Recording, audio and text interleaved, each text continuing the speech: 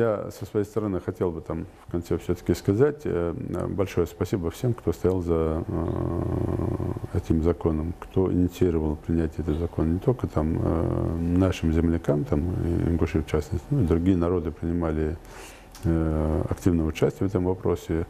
И мы должны тоже историю знать. И патриарх Алексий II, которого уже нет в живых, и академик Лихачев, они тоже принимали, и много-много других, в том числе, принимали участие в этом принятии этого закона.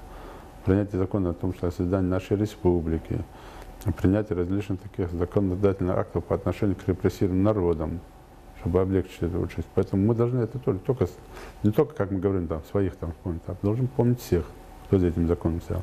И, конечно, наших земляков, которые делали все возможное, и Бимбулат Богатырев, и Бексол Ценеров, и Ибрагим Костоев, и Беслан Костоев, Иса Костоев, там, и Муса Зурабов, и Иса Кадзоев, и многие-многие другие. И там, как бы они критиковали, и НИСХО, которые там день и ночь над этим стояли, и другие организации, общественные, необщественные. Ну и, конечно, самых-самых-самых простых людей, которые душой там болели, там, которые представляли все, что можно. И еду приносили, делали шидосаган, и автотрансфер представляли, и ездили везде, там ксерокопировали, везде размножали.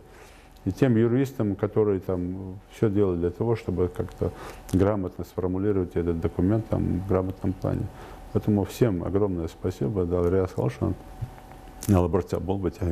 Спасибо.